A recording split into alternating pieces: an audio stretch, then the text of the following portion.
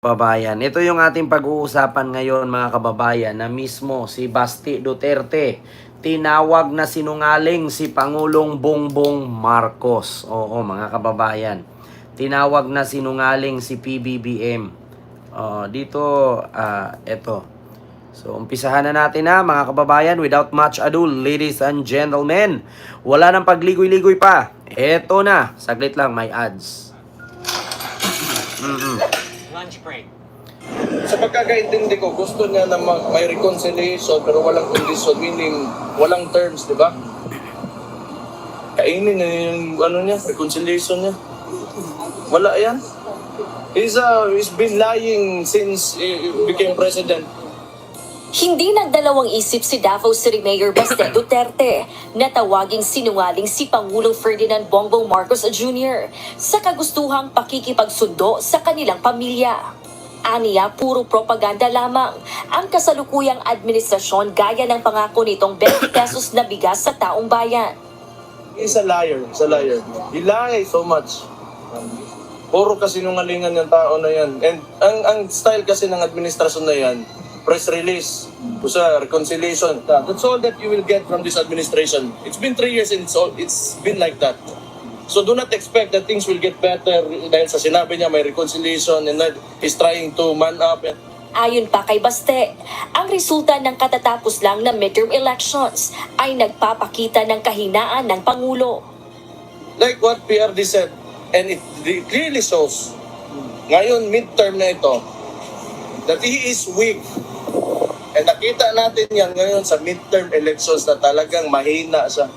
Mayabang pa, magsabi ng 12-0, 12-0. Talo ang mga kandidato na.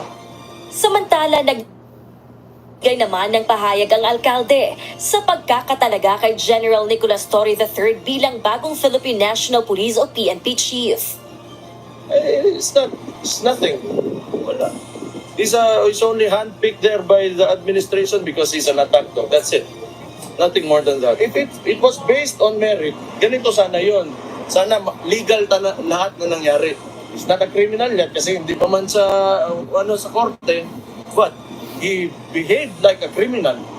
So, bigay na niya sa kanya, PNP niya. No one is impressed. Nasa The Hague, Netherlands si Davao City Mayor Basti Duterte para bisitahin ang kanyang ama sa unang pagkakataon.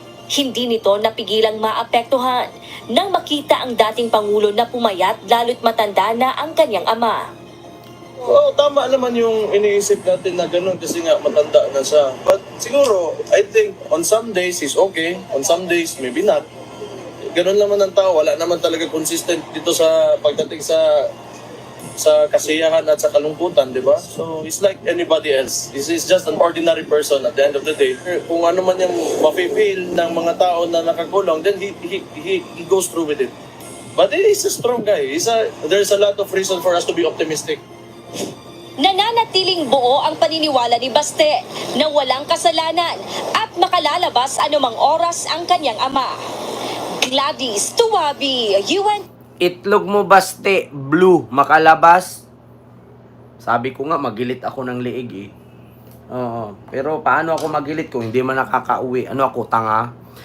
So yun ang sabi niya mga kababayan, sinungaling daw si PBBM. Sabi niya sa reconciliation daw, dapat wala nang kondisyon-kondisyon. Wala naman talagang kondisyon ang reconciliation. Bakit? Bakit kailangan mo magkondisyon? 'Di ba? Ayon nga sa Biblia mahalin mo ang iyong kaaway. Ayaw ni PBBM na may kaaway. At saka alam mo sa totoo lang si Basti, no, kung pagbabasihan ninyo, akala mo may may napatunayan na sa pagiging siya. Diba? Ano bang nagawa ni Basti? Sa totoo lang mga kababayan, ito lang yung mayor na walang kwenta. Oo. Nagbaha, wala siya sa lugar niya na binaha. Actually, ilang beses na sila dumaan pagka-mayor yan. Mula kay Digong, kay Sara siya. 3 na sila dyan. Pang-4 si Pulong. Wala talaga, hindi nila na-resolve yan. Kaya wag na kayo mag-expect. Di ba? Alam niyo sa totoo lang, sabi pa niya, sinungaling daw si PBBM. Saan banda nagsinungaling si Marcos? Samantalang kayo nga yung mga sinungaling. Si Sara, Tinanong kung saan ang confidential fund dinala, walang masasabi. Puro ganito, puro ganyan. Gumagawa ng mga peking pangalan. Tapos pinapasa sa COA. Tapos ngayon, ayaw humarap. Ayaw sumagot. Oo, tapos, tignan mo, sabi niya dati, si General Torre daw, sasampalin niya. Hindi naman niya sinampal. Di ba? Ay, Diyos ko. Alam mo sa totoo lang, Baste, lagi mong pagkatandaan. Yung narating ni Marcos, hindi mo pa narating. At pangalawa, huwag kang ganyan. Bakit? Wala ka pang napatunayan. Isipin mo kung ano ka at saan ka nag-umpisa. Di ba? Kasi kung kung achievement lang ang pagbabasihan, wala ka, Basti. Nanalo ka lang kasi pangalan mo yan. Nanalo ka lang sa pangalan pero hindi ka nanalo. Para sa kapakanan ng tao. Wala. Kung tao lang ang tatanungin, hindi ka mananalo kung achievement lang ang pagbabasihan. Wala. Kung credential lang pagiging politician, wala. Hindi ka mananalo, Baste. Maniwala ka sa akin. Nananalo ka lang kasi nga ang kasanayan kasi ng mga Pilipino sa Pilipinas, kapag anak ka ng dating presidente, kapatid ka ng mayor, kapatid ka ng vice president, mananalo ka kasi mahihila ka sa pamamagitan ng pangalan. Pero kung yung achievement, yung nagawa, wala. Hindi kayo mananalo. Oo. Kumbaga, kung sa exam pa ito, sa periodical test, yung sa bar exam, civil exam, hindi ka mananalo, Basti. Wala kang ganun. Wala kang nagawa. Sa totoo lang, kung pagbabasihan natin, isipin ninyong mabuti mga kababayan, hindi nyo ba alam na kadalasan sa mga mayayabang magsalita, yun yung mga walang nagawa? Oo. Ngaw-ngaw ngayon. Pag nagipit sila sa sinasabi nila, nagpapaawa sila. Di ba? Katulad kay Digong, putang inang yang ICC na yan. Pagsisipain ko pa yan. Ngayon nung nakulong, I am Rodrigo Roa Duterte. Gumagano na. Hanap simpatya, nagpapaawa. Kasi hindi nila alam kung ano ang sinasabi nila. Di ba? Hindi nila alam yung mga sinasabi nila. Ang sa kanila lang, may pangalan sila. Alam niyo sa totoo lang, tandaan ninyo. Yung mga apelyido ninyo, parang cellphone yan. Habang tumatagal, napapalitan ng model. Yung mga apelyido ng mga politician sa Pilipinas, parang mga luxury bag yan. Habang tumatagal, dumadami. At habang tumatagal, lumalaos. Yan ang lagi mong tandaan, Baste. Yung mga apelyido ninyo, yung mga pangalan ninyo, dyan kayo nananalo. Pero lagi ninyong isipin na yung mga apelyido ninyo na ginamit ninyo para manalo kayo, parang mga luxury bags yan. Tandaan ninyo, yung luxury bags, mayroong Chanel, Prada, Gucci, ano pa? LB, SYL, ano pa? Dior, Hermes. Bukod dyan, napakarami, di ba? Kaya minsan, nagsasawa ang tao kung saan bibili. Kasi paiba-iba. Tatandaan ninyo, hindi porket luxury ang apelyido mo, at hindi porket politician kayo, ay kayo na lang. Tatandaan ninyo, lumalaos din kayo. Lalaos din kayo.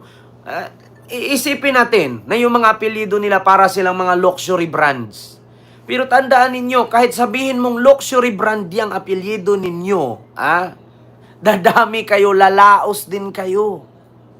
Lalo na't wala kayong mga pinagagawa. Tingnan mo si Sara, Vice President, anong nagawa? Wala.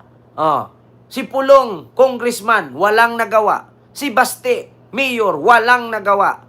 Sa tingin ninyo, habang tumatagal, hindi magsawa ang tao sa inyo? Tignan nyo nga yung Paris ni Diwata. Hindi naman po pwede araw-araw ka magpares. Bakit? Lalang sa utot mo dyan. High blood, cholesterol mo dyan tataas.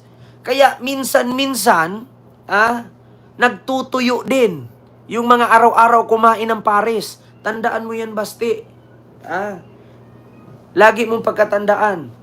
Tindahan nga di Diwata, hindi na masyadong dinumog ngayon eh. Oo, kaya yung apelyido ninyo, lalaos din yan. Di ba? Totoo ba ako, mga kababayan? Oh, wag iyak. Ako, iiyak? Bakit? Tatay ko ba ang nakulong? Kapatid ko ba ang ma-impeach? My God. Ako, iiyak? My God. Ako ba ang nakulong? Oh my goodness. Di ba? Ako pa sabihan nyo, wag iiyak. My God. Ako ba nakulong? Diba? Oh. So ito, mga kababayan, sinagot na din ng palasyo itong yaw-yaw ni Baste.